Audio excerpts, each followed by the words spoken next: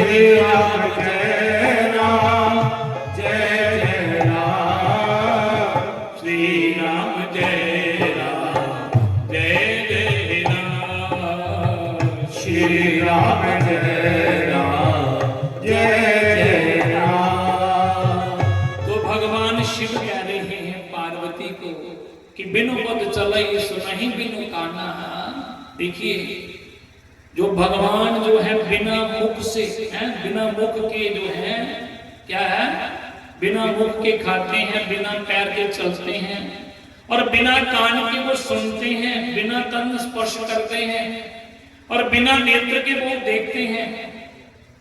वो पर ब्रह्म परमात्मा इसका अंत में कह दिया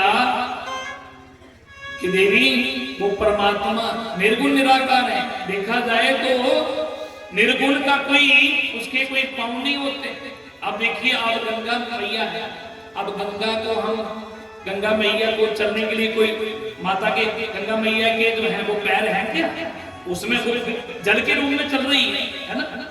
तो बिनु पद चल ही है वो परमात्मा बिना पद के चलता है। उसको पद का मतलब वही एक तो हो गया पाँव, हो गया पद। दूसरा कि परमात्मा को किसी पद की जरूरत नहीं है, किसी पद की जरूरत नहीं है। ये पद तो हम लोगों को चाहिए ना, संसारी जीव है, हमको पद मिल जाता है। और देखिए कोई भी किसी को पद मिलता है, किसी को है ना, कोई मंत्री होता है तो कितने दिन रहेगा जब तक मंत्री है।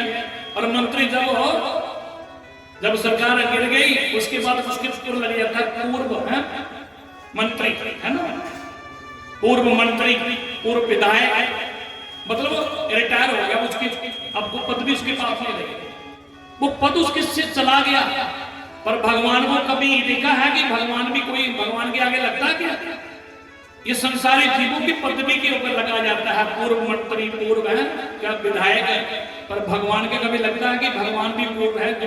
भगवान जैसे हैं, जो जैसे थे जैसे हैं और वैसे ही भगवान रहेंगे। इसलिए भगवान को पद की जरूरत नहीं है। तो वो बिनु पद चल ही सुन ही बिनु काना, बिना कान के वो सुन लेता है, बिना कान के सुनता है। कर बिनु कर्म, बिना किए कर्म कर ही विधि नाना। आनंद सहित सकल रस भोगी, बिना खाए भी रस भोगता। और वाणी है बिनु वाणी भक्ता, बिना वो सुनता है। तो इसलिए वो परमात्मा के बारे में भगवान शंकर जी कह रहे हैं देवी वो मेरे राम हैं, वो निर्गुण निराकार हैं। और देवी अंत में जी कह दिया कि काशी मरत तो अवलोकी, काशी मरत तो अवलोकी, जासु नाम भल करो विशोकी, जासु नाम भल करो विशोकी। सोहि प्रभु मोर चराचर स्वामी, सोहि प्रभु मोर चराचर स्वामी, रघुवर सब और अंतर्यामी, रघुवर सब और अंतर्यामी। भगवान शंकर कहते हैं देवी देखो काशी में जो मरते हैं ना, काशी में जो मरने वालों को मुक्ति भगवान शंकर कहते हैं, जो मैं मुक्ति देता हूं ना वो मेरे राम, मेरे अपने प्रभु राम के नाम से उसको मुक्ति मिलती है। काशी में जो भी मरता है, देखो शंकर जी खुद कहते हैं कि मैं जो भी काशी में मरता है, काशी में जो भी मर जाए, कोई भी जीव मर जाता है तो उसको मुक्ति उसको मिलती है। और जो भी मर जाता है तो शंकर जी काशी में क्या करते हैं, जो भी जीव मरता है तो भगवान शंकर जी उनके कान में आकर के हैं राम का नाम सुना देते हैं और उसको मुक्ति मिल जाती है। किसी ने पूछा महाराज अब देखो काशी में सबको मुक्ति मिल जाती है, किसी ने पूछा कि काशी में जो इसका मतलब दुष्ट लोग भी, पापी लोग भी, वो भी मुक्ति उनको मिल जाती है। देखिए मुक्ति तो सबको मिलती है, ये तो पक्की बात है, कन्फर्म है। और फर्क इतना है मुक्ति जो भक्त लोग होते हैं भगवान के जो भक्त होते हैं, संत होते हैं, उनको डायरेक्ट मुक्ति मिल जाती है। और जो पापी लोग होते हैं वो पाप की यातना भोगने के बाद में अंत में उनको मुक्ति मिलती है। फर्क इतना है, पर मुक्ति जरूर मिलती है। तो श्री शंकर जी कह रहे हैं, देवी राम नाम से मैं उन जीवों को मुक्ति देता हूं, काशी में मरने वालों को। तो वही मेरे परब्रह्मा परमात्मा, मेरे नारायण, वही मेरे राम हैं। इसलिए राम में कोई, अब पार्वती मैया ने जब कहा प्रभु बस बस मैं समझ गई, अब मैं जान चुकी हूं, अब मेरे प्रश्न का आपने समाधान कर दिया, अब मैं समझ गई कि राम ही परब्रह्म है, परमात्मा है।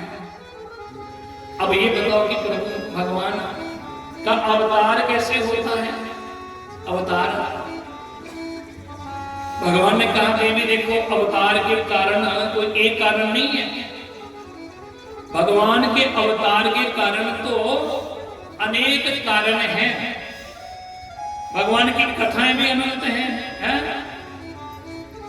अब भगवान के, अब ऐसे देखें तो रामायण कहते हैं कि जब जब हुई धर्म की हानि, बढ़े असुर महाभिमानी, तब तब धरि भरु विविध शरीर, हरि कृपानित सज्जन पीर। रामायण कहती है कि जब जब धर्म की हानि होती है ना, असुर लोग बढ़ जाते हैं, और उन असुरों को मारने के लिए, दुष्टों को मारने के लिए भगवान धरती पे अवतार लेते हैं।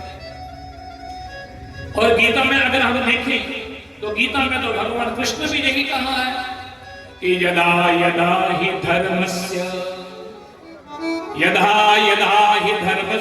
ग्लानिर्भवति भारत अभ्युत्थानम् अधर्मस्य तदात्मानं सदामयम् परित्राणाय साधूनां विनाशाय च दुष्कृताम् धर्म संस्थापनार्थाय संभवामि युगे युगे। तो कृष्ण भगवान भी गीता में यही कह रहे हैं, यदा यदा हि धर्मस्य ग्लानिर्भवति भारत। हे अर्जुन, जब धर्म की हानि होती है, असुर लोग बढ़ जाते हैं, दुष्ट लोग जब धरती पर ज्यादा बढ़ जाते हैं ना, तो मेरे परमात्मा क्या करते हैं, फिर धरती पर अवतार लेते हैं। और भगवान स्वयं अवतार लेने से पहले संत महापुरुषों को भेजते हैं, चलो इनकी कहने करो, चलो आप दुनिया को सुधारो। जब दुनिया जो है संत महापुरुषों के कहने पर भी दुनिया नहीं समझती, तो फिर भगवान अंत में भगवान फिर स्वयं अवतार लेके आते हैं।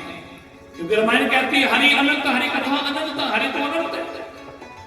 पर फिर भगवान फिर स्वयं धरती पर अवतार लेते हैं। और भगवान शंकर कह रहे हैं, देवी देख क्या देना, भगवान भोलेनाथ पार्वती को कह रहे हैं, देवी मुझे लगता है कि भगवान के ना अवतार लेने के एक कारण नहीं, बहुत कारण है। भगवान को क्यों धरती पे आना पड़ा, मनुष्य का शरीर धारण करना पड़ा। यही कथा यज्ञवल्ल मुनि भरद्वाज जी को कथा सुना रहे हैं, प्रयागराज की प्रयागराज में कथा सुना रहे हैं। क्योंकि यहाँ रामायण के जो वक्ता है ना, एक नहीं है, यहाँ तो चारों घाटों में कथा चल रही है। कल बताया था ना, 4 घाट है। एक घाट शंकर जी पार्वती को जो कथा सुना रहे हैं, और ये यहाँ पर उस कैलाश पर्वत पर भगवान शिव जो है पार्वती को कथा सुना रहे हैं। और दूसरा जो घाट है नीलगिरी पर्वत पर काक ऋषि जी किसको सुना रहे हैं, भगवान के गरुड़ को कथा सुना रहे हैं। बताओ तीसरा घाट कौन सा है, याज्ञवल्क्य प्रयागराज, तीर्थराज प्रयागराज में बट वृक्ष के नीचे है, भरद्वाज जी को कथा सुना रहे हैं। और चौथे घाट के वक्ता कौन है, स्वयं को स्वामी तुलसी बाबा, जो अपने मन में विश्वासा को कथा सुना रहे हैं। ये कथा अपने मन के लिए, हम दूसरों के लिए नहीं। कथा हमेशा जब भी हम करें, सुने, कथा अपने लिए सुने, अपने लिए गाएं है। इसलिए भगवान जो शिव हैं वो पार्वती को सुना रहे हैं, देवी भगवान के अवतार के जो भगवान ने जो बताए कि 5 कारण बताए। अब ध्यान से सुनिए, भगवान के जो है बोले 5 कारण बताए हैं। वैसे तो बहुत कारण हैं। संत तो कहते हैं कभी कभी भगवान को भी धरती पर ना, कभी कभी वैकुंठ में जब उनका मन नहीं लगता तो प्रभु की भी इच्छा होती है कि मैं भी किसी का धरती पे जाऊं और मैं, मेरे भी कोई माता पिता हो, है, मैं भी किसी का पुत्र बन के जन्म लूं। पर यहाँ पर शंकर भगवान पार्वती को सुना रहे हैं। पहला कारण बताया कि पहला जय विजय को जो शंकादियों का जो शाप मिला। आपने भागवत में कथा सुनी होगी ना, भागवत में कथा सुनी होगी कि भगवान के जो 2 पार्षद थे, जय और विजय। ध्यान दीजिए, जय कौन है?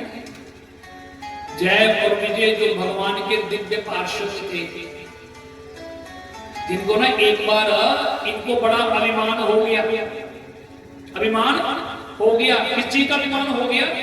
कि हम भगवान के पार्षद हैं और हमारी आज्ञा के बिना तो कोई भी जीव अंदर प्रवेश नहीं कर सकता।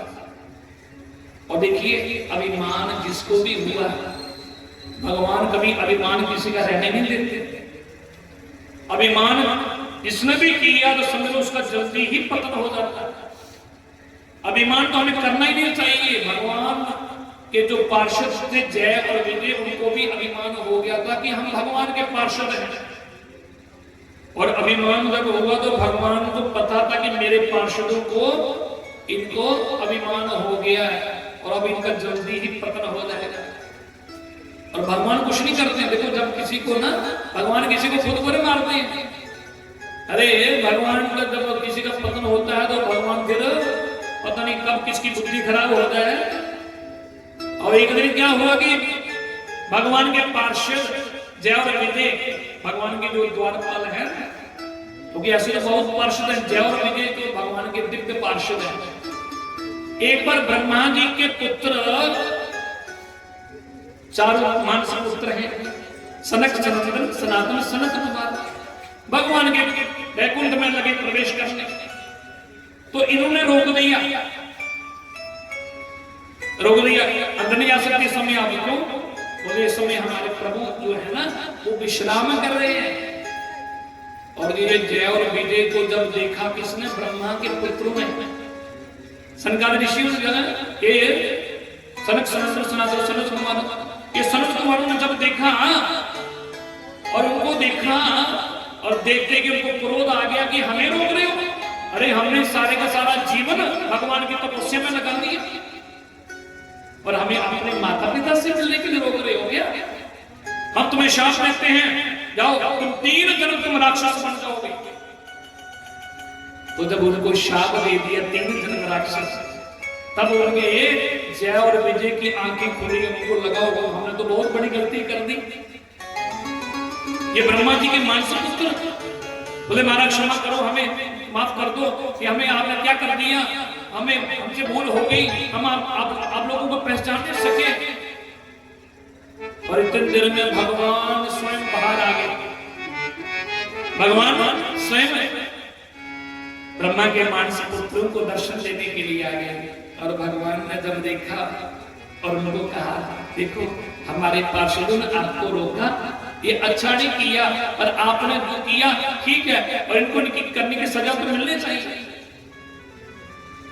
और भगवान के पार्षदों ने कहा, प्रभु हमसे बहुत बड़ी गलती हो गई, क्या किया जाए? भगवान ने कहा, मैं तो कुछ नहीं कर सकता, संतों का शाप है और तुम्हें 3 जन्म तो राक्षस बनना पड़ेगा। और हाँ, इतना कर सकता हूँ, तुम राक्षस बनोगे और मैं स्वयं धरती पे अवतार लूंगा तुम्हारे लिए। तुम 3 जन्म राक्षस बनोगे और मुझे कितनी बार अवतार लेना पड़ेगा? मुझे पहला अवतार जब वही देखिए जय और विजय पहले क्या बने? हिरणाक्ष हिरण्यकश्यप बने, है ना? आपने कथा सुनी, हिरणाक्ष हिरण्यकश्यप बने। तो हिरणाक्ष को मारने के लिए बड़ा अवतार लिया। तो हिरण्यकश्यप को अपराध को बचाने के लिए भगवान ने कौन सा? नरसिंह अवतार लिया। फिर वही रावण और कुंभकर्ण बने तो राम जी का अवतार हुआ, है ना? राम जी का अवतार हुआ। और फिर वही शिशुपाल दंत वक्र बने तो भगवान कृष्ण का अवतार हुआ। तो भगवान कहा, तुम 3 बार जन्म लोगे, मैं तुम्हें 4 बार में मुझे आना पड़ेगा। तो सर ये एक तो वो है जो जय और विजय के कारण जो जिनको शाप मिला था, जिनके लिए भगवान को आना पड़ा। एक तो ये कारण बताया भगवान के अवतार लेने का कारण। अब दूसरा कारण क्या बताया कि दूसरा जो है देवी वृंदा ने भगवान नारायण को शाप दिया था। ये कथा आप लोग भी जानते हैं ना, और सब जानते हैं कि जो सती वृंदा थी ना, वो बड़ी पतिव्रता थी, और जिसका पति दैत्यराज है जालंधर, जिसको मारने के लिए देवता क्या भगवान शंकर भी है, कई बार उसे युद्ध किया, पर उसको कोई मार नहीं सकता था। क्यों? क्योंकि उसका जो था ना, उसका कवच कौन था? उसकी पत्नी सती वृंदा, जो अपने पतिव्रत धर्म का पालन करती थी, जिसके कारण उस जलंधर को कोई नहीं मार सकता था। सब देवता लोग भगवान नारायण के शरण में गए, प्रभु क्या किया जाए, आप ही कुछ कर सकते हो। और जो सती वृंदा थी ना, भगवान नारायण की बड़ी भक्त, नारायण की उपासना करती थी। पर क्या हुआ, मेरे प्रभु ने, नारायण ने, अब जलंधर को तो मारना था, उस दुष्ट को, क्योंकि वो दैत्य जो था वो इतनी दुष्ट कर्म करता था, उसको पता कि नहीं, मैं मुझे कोई मार नहीं सकता, और उसका कारण है मेरी पत्नी जो है पतिव्रता धर्म का पालन करती है। और भगवान ने क्या किया, उसी के पति जालंधर का जो है रूप धारण करके, और उस सती वृंदा कैसा जो है भगवान उसका पतिव्रता धर्म जो है वो खंडन किया, जिसके कारण जब सती को वृंदा को पता चला, और उधर जलंधर जो था, जो उसका पति जलंधर था, और युद्ध में मारा गया, उसका सिर कट गया। और सती वृंदा ने जब देखा कि मेरे पति को मार दिया, पर ये कौन था, जब उसे पता चला कि नारायण ने मेरे पति का रूप धारण किया है, तो सरस्वती वृंदा ने भगवान नारायण को शाप दे दिया, हे नारायण, तूने मेरे साथ छल छल और तूने मेरे पति का रूप धारण किया है, मैं तुम्हें शाप देती हूँ, तुम पत्थर बन जाओ। भगवान को जब शाप दिया तो मेरे नारायण प्रभु शालिग्राम के रूप में प्रकट हो गए। देखिए शालिग्राम होता है ना, आप मंदिर में आते हैं तो शालिग्राम होता है, ये भगवान का विग्रह है, भगवान का साक्षात नारायण का ही ये विग्रह भगवान स्वरूप है शालिग्राम भगवान। उसमें इसको आप पत्थर न समझे कोई, साक्षात भगवान शालिग्राम, नारायण ही शालिग्राम के रूप में। आप जाएंगे गंडकी नदी, नाम सुना होगा ना, गंडकी नदी में, गंडकी जो नेपाल में, गंडकी नदी में आज भी असली शालिग्राम जो होते हैं ना, उस गंडकी नदी के दामोदर कुंड में असली शालिग्राम मिलते हैं। और उसकी पहचान क्या है, आप घर से तुलसी ले जाओ और उस शालिग्राम, जैसे ही आप उस गंडकी नदी के बीच में तुलसी डालो, तो जो असली शालिग्राम होंगे ना, वो सीधे ऊपर आ जाएंगे और तुलसी के साथ चिपक जाएंगे, क्योंकि वही भगवान नारायण जो है शालिग्राम के रूप में। और जो सती वृंदा थी, इसने अपने शरीर को जला के भस्म कर दिया, और उसी की राख से जो है वो क्या, वृंदा नाम की तुलसी उत्पन्न हुई, जो भगवान नारायण को आज भी शालिग्राम भगवान के आगे चलाई जाती है ना। तो ये दो कारण हो गए। अब ये दो कारण तो भगवान शंकर ने कहा देवी, अब तीसरा कारण जो है ना, वो क्या है, तीसरा कारण नारद जी ने भगवान नारायण को शाप दिया था। जब कहा कि नारायण ने शाप दिया तो माता पार्वती तो नारद जी को गुरु मानती है, वो मेरे गुरुदेव है, और गुरुदेव के बारे में सुना तो पार्वती ने कहा महाराज ये क्या है, बोलते हाँ देवी, तीसरा कारण ये है। और चौथा कारण जो है ये मनुष्य रूपा, जिसमें कठोर तपस्या की थी, और पांचवा कारण है भानु, प्रताप भानु की, जो ब्राह्मणों का जिसको शाप मिला था। और यहाँ तीसरे कारण को लेकर के पार्वती ने कहा प्रभु मैं सुनना चाहती हूँ, मेरे गुरुदेव जो भगवान के भक्त हैं, भगवान का ही नाम उच्चारण करते रहते हैं, नारायण हर समय बीना बजाते हैं, नारायण नारायण करते रहते हैं, आखिर मेरे गुरुदेव नारायण ने नारायण को शाप क्यों दिया? जरा ये आप मुझे विस्तार से सुनाइए ना कि भगवान नारायण को शाप क्यों दिया मेरे गुरुदेव ने। और मुझे लगता है कि जरूर कोई भगवान से कोई गलती हुई होगी, मेरे गुरुदेव ने उनको शाप दे दिया। देखिए पार्वती मैया जो है ना, भगवान को दोष नहीं दे रहे, अपने गुरुदेव को दोष नहीं दे रही है, भगवान को कहते भगवान ने कोई गलती की होगी, क्योंकि गुरु के प्रति पूरी आस्था है, गुरु के प्रति पूरी श्रद्धा है। पार्वती ने कहा इसलिए मुझे बताओ कि कौन सी भगवान नारायण ने गलती कर दी जिसके कारण मेरे गुरुदेव ने उनको शाप दे दिया। अब भगवान शंकर ने कहा देवी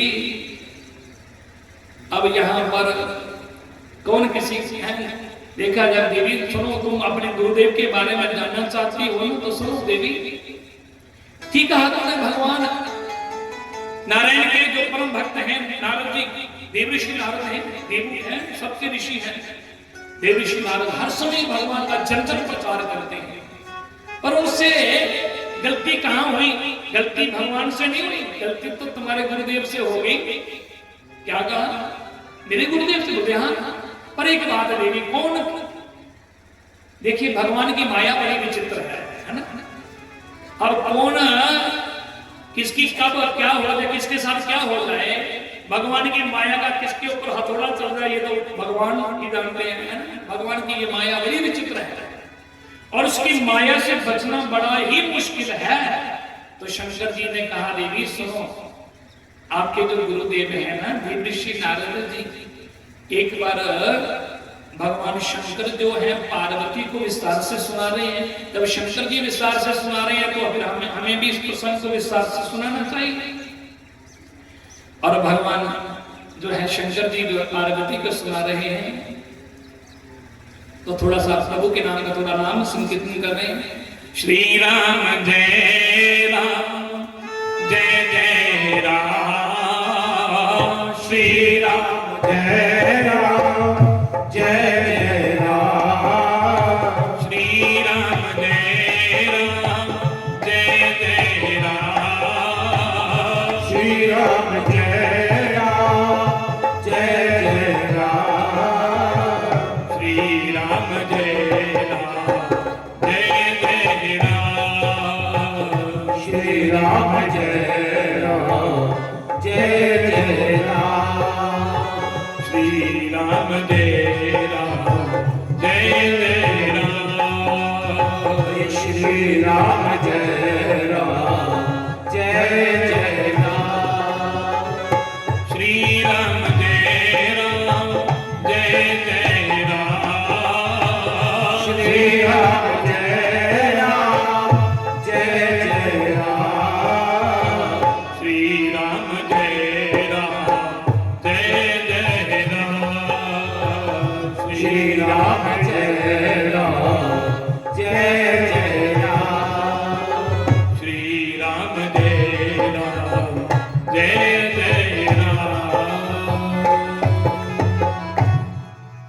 बोले सद्गुरुदेव भगवान की जय, सियावर रामचंद्र महाराज की जय, माई मेरी सच्चियां जोता वाली माता तेरी सदा ही जय, जयकारा शेरा वाली ला। बोलो सच्चे दरबार की जय। तो भगवान अब शिव जो है पार्वती को बड़ा सुंदर जी प्रसंग सुना रहे हैं। कहते हैं देवी एक बार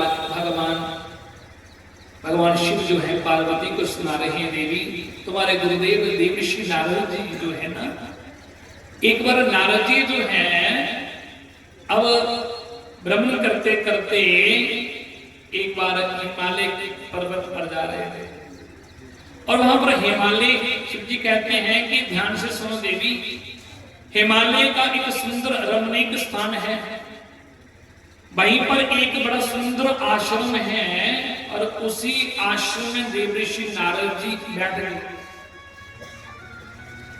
और पास में से जो है गंगा मैया बह रही है,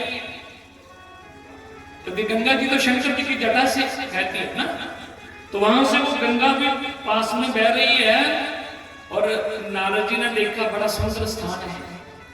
अब नारद जी वहां बैठ गए और वहां पर उसी आश्रम के बड़े पास में वहां पर देखा तो चारों तरफ बड़े सुंदर फूल खिले हैं, हिमालय का क्या कहना। अब हिमालय का जो है, जो लोग हिमालय में गए, हिमालय का दर्शन किया, हिमालय का तो बड़ा सुंदर स्थान है जहाँ पर गंगा मैया प्रवाहित हो रही है। और वहां पर नारद जी ने क्या किया, वहां पर बैठ करके जब बैठे तो उनका ध्यान लगने लगा भगवान की ओर। अब ध्यान लगने लगा, नारद जी को लगा कि ये तपस्या करने के लिए बड़ा सुंदर स्थान है। अब वहां पर भजन करने लगे नारद जी, और भजन में ऐसे बैठ गए कि नारद जी की तो समाधि लग गई। अब नारद जी को तो शाप मिला है दक्ष से कि तुम 2 घड़ी से ज्यादा देर तो कहीं रुक नहीं सकते। नारद जी जो है ना, ये ज्यादा देर नहीं रुक सकते, पर नारद यहां पर देखो, यहां पर तो उसकी समाधि लग गई। क्योंकि जब भगवान का भजन करने के लिए बैठ गए तो वहां पर शाप जो है ना, जिसको मिला है नारद जी को, और शाप मिला था कि 2 घड़ी तो तुम ज्यादा देर रुक नहीं सकते। तो वहां पर, क्योंकि वहां पर काल का चक्र वहीं रुक जाता है, और नारद वहां, क्योंकि जब हम भजन करते हैं ना, भजन के ऊपर कोई काल का प्रभाव नहीं पड़ता। अब नारद जी को शाप तो मिला है, पर भजन करते हैं, भजन करने करते करते उनकी समाधि लगी। और ऐसी समाधि लगी कि नारद जी को जब समाधि में देखा तो इंद्र ने सोचा कि नारद बाबा हैं, ये तो आज समाधि में बैठ गई, तपस्या कर रही है। अब कोई भी तपस्या करे, अब तपस्या कोई भी करे तो सबसे पहले कष्ट किसको होता है? स्वर्ग का राजा इंद्र को, क्योंकि इंद्र का सिंहासन कैसा था, वो बड़ा ढीला रहता है। उसके शरीर जो नट है ना, वो उसके बड़े ढीले रहते हैं, तो उसको उसका जो सिंहासन वो हिलने लगता है। अब कोई भी तपस्या करेगा। अब यहां पर इंद्र को लगा कि ये तपस्या कर रहा, कहीं ऐसा ना हो कि ये भगवान प्रसन्न हो जाए तो भगवान से वर मांग ले कि मुझे स्वर्ग का राजा बना दो। अब भगवान के लिए कौन सी बड़ी बात है, भगवान जिसको चाहे स्वर्ग का राजा बना सकते, स्वर्ग का इंद्र बना सकते हैं। स्वर्ग का इंद्र भगवान के हाथ में है, जब चाहे भगवान इंद्र को बदल सकते हैं। ये बात सोचना, ब्रह्मा देखिए, इंद्र की भी क्या अवधि है, ब्रह्मा की भी एक अवधि है। ब्रह्मा भी लगातार नहीं रहता, जब तक उसकी भी आयु है, ब्रह्मा की भी एक अवधि है। जब अवधि पूरी हो जाती है तो ब्रह्मा को भी बदलना पड़ता है। ये परमात्मा का नियम है। इसलिए इंद्र को लगा कहीं कहीं ऐसा ना हो कि ये इंद्र लोग भगवान से मांग ले। अब नारद जी बाबा समाधि में लगे हैं और ऐसा भगवान का ध्यान किया, इतनी कठिन तपस्या की कि नारद बाबा को जब देखा तो इंद्र ने लगा, इंद्र को क्या किया, इंद्र ने कामदेव को भेज दिया। अरे कामदेव जाओ, ये काम करो, तुम ही कुछ कर सकते, तुम जाओ और जाकर के ना इस नारद बाबा की जिसकी समाधि है तोड़ दो। अब कामदेव जी जब गए तो इंद्र है, अब जहां पर इंद्र के कहने में कामदेव जी गए तो कामदेव ने बड़ी कोशिश की, 5 के 5 बाण नारद जी पर चलाए, पर उसको सफलता नहीं मिली। क्योंकि भगवान की तपस्या है, भगवान के नाम में काम क्या कर सकता है, बात। और यहां पर जब काम को सफलता नहीं मिली तो काम ने जब देखा कि इस संत की तो मैं समाधि नहीं तोड़ सकता, इसकी तपस्या तो भंग नहीं कर सकता, और कामदेव ने नारद जी के चरणों में गिर पड़े, गिड़गिड़ाने लगे, महाराज क्षमा कर दो, मुझे माफ कर दीजिए, मुझसे गलती हो गई, मैं आपकी परीक्षा लेने के लिए आया। इतनी देर में नारद बाबा की समाधि खुल गई, समाधि खुल गई। अब समाधि खुले तो नारद जी ने जब देखा कामदेव को, अरे कामदेव तुम क्या कर रहे हो? बोले महाराज बाबा मैं आपकी समाधि को तोड़ने के लिए आया था और मैं आपकी तपस्या को भंग करने के लिए आया था, पर आपकी तपस्या को मैं भंग नहीं कर सकता। आपने बहुत बड़ी कठिन तपस्या की है, हरि ज्ञान है, और आप जैसा तो कोई हो ही नहीं सकता इस दुनिया में। तो इसलिए आपने तो काम को जीत लिया, और दूसरा आपको क्रोध भी नहीं आया, आपको जरा सा क्रोध भी नहीं आया। नारद जी को लगा हमने तो काम को जीत लिया है और क्रोध को भी जीत लिया है, और मन में आया कि शंकर जी ने काम को जलाकर भस्म कर दिया था, शंकर जी को क्रोध आ गया, पर हमको तो क्रोध भी नहीं आया। अब नारद जी को लगा कि हमने तो बहुत बड़ी तपस्या कर ली, और नारद जी को प्रणाम किया कामदेव और चला गया इंद्र के पास गया। बोले महाराज मैंने बड़े बड़े संत के ऊपर ऐसे संत तो पहली बार देखा, अरे इतनी कठिन तपस्या, मैं तो मुझे हार मान के आना पड़ा। और नारद देवर्षि नारद की तो जगह जगह जय जयकार हो रही है। अब सब कहते हैं, सब है नारद बाबा आपने तो बड़ी कृपा कर दी, अरे आपने काम को जीत लिया, आपने क्रोध को जीत लिया। और नारद जी को लगा कि हमने तो काम क्रोध लोभ सबको जीत लिया।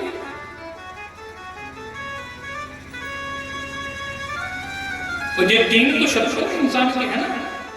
भगवान राम ने लक्ष्मण जी से कहा था कि तात तीन अति प्रबल कल काम क्रोध अरुलाल। भगवान राम ने लक्ष्मण जी से कहा था कि लक्ष्मण जी तीन इंसान के सबसे बड़े शत्रु हैं, काम क्रोध और लोभ, इनको जीतना बहुत मुश्किल है। और नारद जी ने सोचा कि मैंने तो इन तीनों को जीत लिया, अब काम देते हैं अपनी प्रशंसा करते हैं, जहां जहां पे जाते हैं लोग प्रसन्न हैं, संत संत महात्मा लोग देवता लोग, नारद जी आपने तो काम को जीत लिया। अब नारद जी को लगा कि मैं तो बहुत बड़ा तपस्वी। अब नारद जी के अंदर थोड़ा ना उनकी प्रशंसा करते करते करते उनके अंदर थोड़ा सा अभिमान हो गया। और अभिमान क्या हो गया देखो, अभिमान ये हो गया कि मैंने तो तपस्या नहीं की, अरे मुझे तो क्रोध भी नहीं आया, शंकर जी तो क्रोध आ गया, मैंने तो क्रोध को भी जीत लिया, काम को जीत लिया, क्रोध को जीत लिया, लोभ को जीत लिया। अब जो है नारद जी ने सोचा चलो ऐसा करते हैं, भगवान शंकर के पास चलते हैं, भोलेनाथ के पास चलते हैं। और भोलेनाथ के पास चले गए। देखिए कभी कभी ना हमारे अंदर ना अभिमान आ जाता है, हम थोड़ा सा कुछ कर ले ना, देखो भक्ति भी करो, भक्ति करते करते कभी हमारे अंदर अहंकार नहीं आना चाहिए, अभिमान नहीं होना चाहिए, हम इतनी भक्ति कर रहे हैं। और अभिमान आया तो समझ लेना फिर पतन तो जल्दी ही हो जाएगा। हनुमान जी थे ना, हनुमान जी, राम जी ने हनुमान जी को कहा हनुमान बेटा मैं तुम्हारा ऋण नहीं चुका सकता। भगवान हनुमान जी की तारीफ करने लगे, तारीफ करने लगे तो हनुमान जी ने भगवान राम के चरण पकड़ लिए हैं, बोले प्रभु त्राही मां, हे मेरे प्रभु मुझे बचाओ। भगवान का राम ने कहा अरे हनुमान क्या हुआ, अरे यहाँ कौन है तुम्हें, किसे बचाओ? अरे जहां पर लंका में तूने तो एक बार भी नहीं कहा मुझे बचाओ, और यहाँ कौन है? हनुमान जी ने कहा प्रभु कोई किसी की तारीफ करता है, संसारी जीव अगर कोई किसी की तारीफ करता है तो जीव है उसको अभिमान हो जाता है, और परमात्मा जिसकी तारीफ करे तो है तो फिर तो जल्दी ही पतन होने हो जाता है। इसलिए आप स्वयं तारीफ कर रही हैं मेरी, कहीं ऐसा हो जब पतन मेरा हो गया, अभिमान हो गया, मेरा पतन होगा, और जब पतन होगा तो मैं गिरूंगा, अगर गिरना ही है तो मैं अभी आपके चरणों में गिर जाता हूं, इसलिए मुझे बचाओ प्रभु मुझे। हनुमान जी ने भी कहा प्रभु मुझे ये कुछ नहीं है। और यही बात भगवान ने राम जी ने भरत जी से जब भरत की तारीफ की थी ना, तो भरत ने भी कहा प्रभु आप मेरी ऐसी तारीफ कर रहे हैं, आप मेरी इतनी तारीफ क्यों कर रहे हैं? अरे मैं कहा ये तो आपकी कृपा है। भरत ने भी कहा था कि प्रभु अब कोई एक मदारी होता है वो बंदर को नचाता है, अब बंदर को नचाने वाला तारीफ बंदर की होती है या नचाने वाले की मदारी की होती है? किसकी होती है? मदारी की है ना, तो वो नचा रहा है। अब तोते को राम राम किसी ने सिखाया है और तारीफ कुत्ते की होगी या सिखाने वाले की होगी? तो भगवान ने कहा सिखाने वाले की। बोले सिखाने वाला वो तो आप हैं, ये तो आपकी कृपा है प्रभु, मेरा कुछ नहीं है। क्योंकि आपकी कृपा से जो भी कुछ है ये सब आपकी कृपा है। इसलिए कभी भी हमें जो भी है, जो भी कुछ मिल जाए सज्जनों, हम बड़ी से बड़ी ऊंची पदवी मिल जाए, हम बड़े से बड़े भगवान के भक्त बन जाएं, हम दान पुण्य करें, कुछ भी करें, पर हमारे अंदर कभी भी अभिमान नहीं आना चाहिए कि हम इतने बड़े दानी हैं, हम इतने बड़े भक्त हैं, हम रोज मंदिर जाते हैं, हम रोज इतनी पूजा करते हैं। कभी कोई अभिमान जो है ना वो भगवान रहने नहीं देते। इसलिए हर समय हर एक में भगवान की कृपा समझो कि प्रभु जी आपकी कृपा है, और आप लोग बैठे हैं ना, ये सब मां की कृपा है। और मैं यहाँ बैठा हूँ, मुझे तो खुद नहीं पता, महाराज जी है और मेरे में कथा में जब नहीं किया तो मुझे कुछ लोग महाराज जी आप तो बोल रहे मैं पहली बार कथा करूँ तो आप तो कथा करें। मैंने कहा मुझे खुद नहीं पता, ये मां बैठी है, ये उसकी कृपा है। क्योंकि जब हमारे अंदर ये चीज आ जाए कि हम बोल रहे हैं तो फिर तो वो क्या है कि बोल कैसे बोल, ये उसकी कृपा है। हम बोल रहे हैं, हम गा रहे हैं, हम सुन रहे हैं, हम बैठे हैं, कि सब उस प्रभु की कृपा है, मेरे राम की कृपा है, मेरे गोविंद की कृपा है, उस मां की कृपा है। हे मेरा आपकी कृपा से सब काम हो रहा है। क्या कहना यहाँ का? ये मेरा आपकी कृपा से सब काम हो रहा है, मेरा आपकी कृपा से सब काम हो रहा है, मेरा आपकी कृपा से सब काम, मेरा आपकी कृपा से सब काम हो रहा है, मेरा आपकी कृपा से सब काम हो रहा है।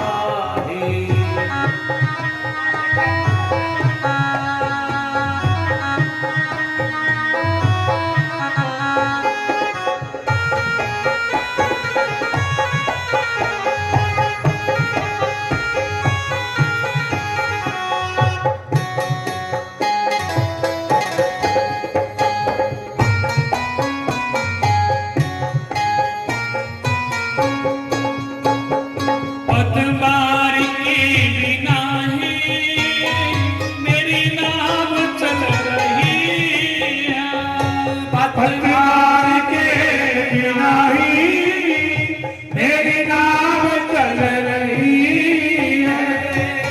सजनों ये हमारी नाव जीवन की नहीं है, हमारी कौन चला रही है? वो मां भगवती, जिस मां के चरणों में, जिसकी गोद में हम लोग बैठे हैं, ये वही हमें चला रही है, हमारे जीवनों की नैया को चला रही है। जैसे बिना पतवार के नाव नहीं चलती, ऐसे हमारे जीवनों की नैया को भी चलाने वाली वो बैठी है।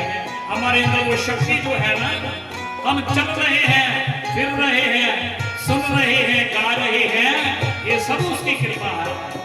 शक्ति के बिना तो हम अधूरे हैं। बिल्कुल शक्ति, देखो शिव की जो शक्ति कौन है? शिव की शक्ति जो है ना वो ई है। अगर शिव ई निकाल दो फिर शिव भी शब्द के समान है। शिव की शक्ति है। भगवान राम जी आते हैं तो शक्ति के बिना नहीं आते, कृष्ण आते शक्ति के बिना नहीं आते, शिव भी भगवान की शक्ति है वो। इसलिए क्या कहना है? पतवार के बिना ही मेरी नाव चल रही है, पतवार के बिना ही मेरी नाव चल रही है। हैरान है जमाना मंजिल भी मिल रही है, हैरान है जमाना मंजिल भी मिल रही है। हैरान है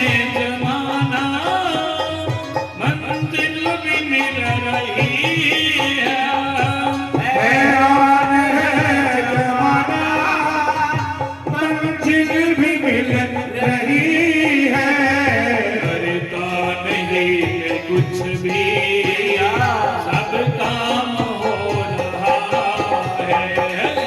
करता नहीं है कुछ भी सब काम हो रहा है। करती हो तुम हो मैया मेरा नाम हो रहा है। करती हो तुम मैया तेरा नाम हो रहा है। मेरा आपकी कृपा से सब काम हो रहा है। मेरा आपकी कृपा से सब काम हो रहा है।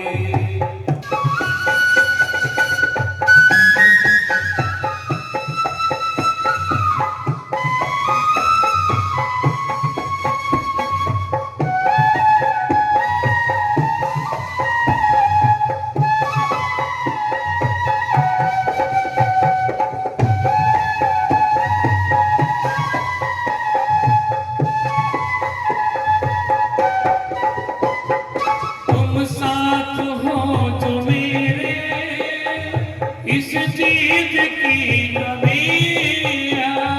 तुम साथ हो जो मेरे किस चीज की कमी है। सोच रहा हूं यहाँ पर कोई देखो, यहाँ पर 2 साल 3 साल पहले यहाँ पर क्या था, कुछ था क्या?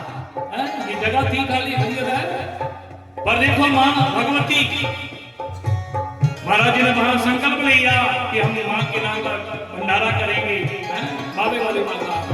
और माँ ने ऐसे कृपा की, भंडारा करते करते कोविड आ गया, कोरोना आ गया। कोरोना के दौरान वहां तो लंगर नहीं लग सकता था, पर माँ ने कहा कि यहाँ आने की जरूरत नहीं, मैं किसी गाँव में यहाँ से भंडारा बन के आता, वहीं पर माँ विराजमान हो गई। और आज देखो बिना मांगे, हैं? किसी से कोई पैसा नहीं मांगा जाता, और माँ की कृपा है और बिना मांगे सब कुछ हो रहा है, क्योंकि वो उसके महाराज जी के साथ है। माँ की कृपा है, इसमें क्या करना है? तुम साथ हो जो मेरे किस चीज की कमी है। तुम साथ